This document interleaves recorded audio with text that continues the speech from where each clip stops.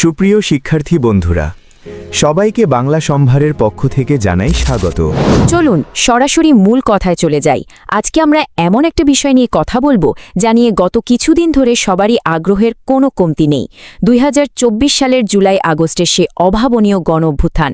আমরা মূলত খুব শক্তিশালী একটা প্রবন্ধের উপর ভিত্তি করে পুরো ঘটনাটা ধাপে ধাপে বিশ্লেষণ করব, দেখার চেষ্টা করব ঠিক কি কি কারণে এমন একটা ঐতিহাসিক ঘটনা ঘটে গেল।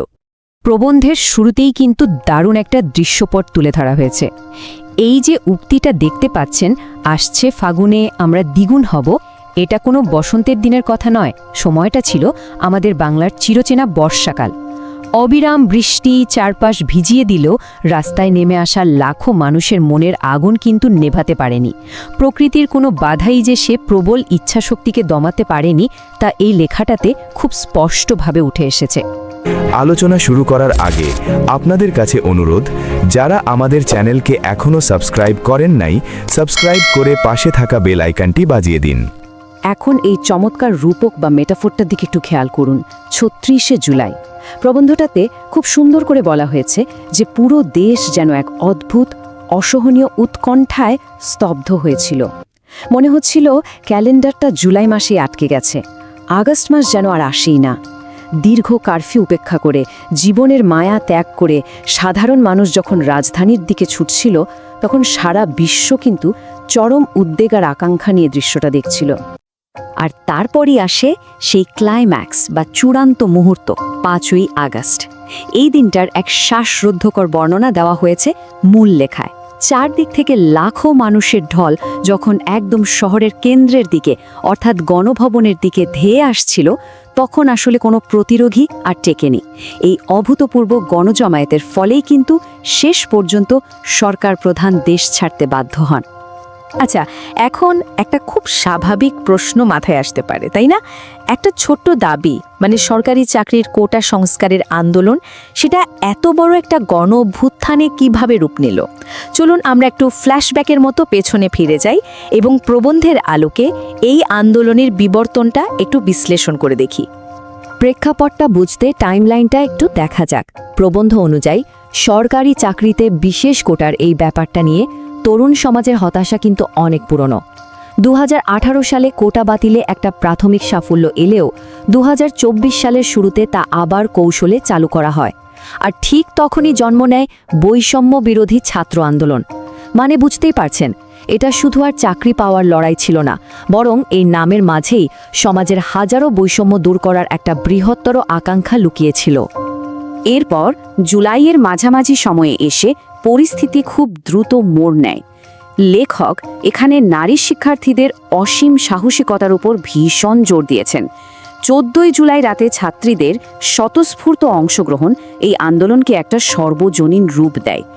কিন্তু এরপর পরই শুরু হয় সহিংসতা। আর 16ই জুলাই রংপুরের সেই মর্মান্তিক ঘটনাটা পুরো পরিস্থিতিকে একেবারে উল্টে দেয়। এখানে যে ছবিটার কথা প্রবন্ধে খুব গুরুত্ব দিয়ে উল্লেখ করা হয়েছে, বুক চিতিয়ে গুলির সামনে আবু সাইদের দাঁড়িয়ে থাকার সেই দৃশ্য, এটা আসলে আন্দোলনের একটা টার্নিং পয়েন্ট বা নির্ধারক মুহূর্ত হয়ে ওঠে। প্রবন্ধটা বলছে এই অকল্পনীয় আত্মত্যাগের পরই প্রাইভেট বিশ্ববিদ্যালয়, স্কুল, কলেজ এবং মাদ্রাসার শিক্ষার্থীরা একেবারে দলে দলে রাস্তায় নেমে আসে। আর ঠিক ওই মুহূর্তেই এটা সাধারণ ছাত্র আন্দোলন থেকে একটা বিশাল গণ অভ্যুত্থানে রূপান্তরিত হয়। এখন কথা হলো, সমাজের অন্য সব স্তরের মানুষ কেন এই আন্দোলনে যোগ দিল? লেখকের মতে এর পেছনে ছিল বছরের পর বছর ধরে জমে থাকা ক্ষোভ আর প্রতিদিনের অপমান। এই যে প্রহসনের নির্বাচন, গুম, ব্যাপক দুর্নীতি আর লাগামহীন দ্রব্যমূল্যের মতো বিষয়গুলো, এগুলো সাধারণ মানুষকে দীর্ঘদিন ধরে চরম অনিশ্চয়তা আর অসম্মানের মধ্যে ফেলে রেখেছিল। ক্ষোভের বারুদটা আগে থেকেই জমা ছিল, শুধু একটা স্ফুলিঙ্গের অপেক্ষা ছিল। প্রবন্ধটাতে সরাসরি তৎকালীন শাসক গোষ্ঠীকে বোঝাতে দানবীয় শাসন এবং ফ্যাসিবাদী শব্দগুলো ব্যবহার করা হয়েছে। লেখকের দাবি হল, দীর্ঘদিনের দুঃশাসনের ফলে রাষ্ট্রযন্ত্র সম্পূর্ণভাবে একটা নির্দিষ্ট গোষ্ঠীর দাসে পরিণত হয়েছিল এবং নাগরিকদের প্রতি চরম অশ্রদ্ধা দেখানো হচ্ছিল। এখানে কিন্তু আমরা লেখকের সেই পর্যবেক্ষণগুলোকেই একদম অবিকৃতভাবে তুলে ধরছি। এখানে প্রবন্ধের আলোকে দারুণ একটা কন্ট্রাস্ট বা বৈপরীত্য দেখানো হয়েছে। একদিকে ছিল সরকারের আনুষ্ঠানিক বয়ান, যেখানে সব অনিয়ম ঢাকতে শুধু উন্নয়নের গল্প শোনানো হতো, আর অন্যদিকে ছিল সাধারণ মানুষের কঠিন বাস্তবতা। মানুষ প্রতিদিন দেখছিল কিভাবে অবকাঠামোর নির্মাণ ব্যয় পৃথিবীর অন্য যে কোনো দেশের চেয়ে বহুগুণ বেশি দেখানো হচ্ছে, আর কিভাবে হাজার কোটি টাকার দুর্নীতি সাধারণ মানুষের অর্থনৈতিক কষ্টকে রীতিমতো উপহাস করছে। এই পুরো অভ্যুত্থানের একটা খুব ইন্টারেস্টিং দিক প্রবন্ধে উঠে এসেছে, আর তা হলো সমাজের নজিরবিহীন ঐক্য। খেয়াল করে দেখবেন, এই আন্দোলনে কিন্তু প্রথাগত কোনো রাজনৈতিক নেতৃত্ব ছিল না। ধনী গরিব, শহর গ্রাম, ইংলিশ মিডিয়ামের শিক্ষার্থী থেকে শুরু করে মাদ্রাসার হাজারো ছাত্র, সবাই নিজেদের ব্যাকগ্রাউন্ড ভুলে একই উদ্দেশ্যে কাঁধে কাঁধ মিলিয়ে লড়াই করেছে। ব্যাপারটা আসলে অবিস্মরণীয়।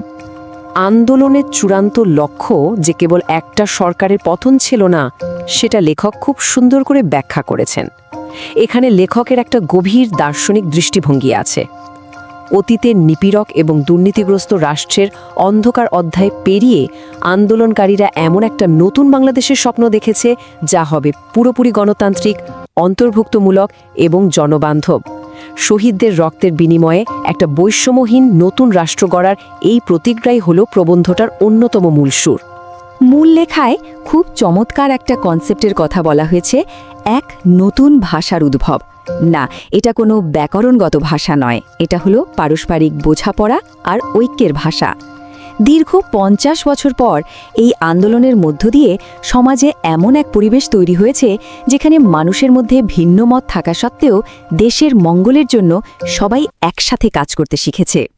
একদম শেষে এসে প্রবন্ধটি একটা গভীর সতর্কবার্তা দিয়ে শেষ হয়েছে। অতীতেও কিন্তু আমাদের সামনে এমন অনেক সুযোগ এসেছিল যা আমরা কাজে লাগাতে পারিনি। তাই এই প্রশ্নটা এখন সবার জন্যই ভাবনার বিষয়। হাজারো শহীদের আত্মত্যাগের বিনিময়ে পাওয়া এই সুযোগকে কাজে লাগাতে হলে সব জাতি, ধর্ম আর মতাদর্শের মানুষের প্রতি আমাদের আরও সহনশীল হতে হবে। এই সম্মিলিত দায়িত্ববোধই কেবল পারে এবারের বিজয়কে একটা সত্যিকারের গৌরবগাথায় পরিণত করতে। আর এই চিন্তার খোরাকটা দিয়ে আজকের বিশ্লেষণ আমরা এখানে শেষ করছি। আমাদের চ্যানেলের ভিডিও ও আলোচনাগুলো যদি আপনাদের ভালো লাগে, তাহলে লাইক ও সাবস্ক্রাইব করতে ভুলবেন না এবং বন্ধুদের মাঝে শেয়ার করুন। ধন্যবাদ।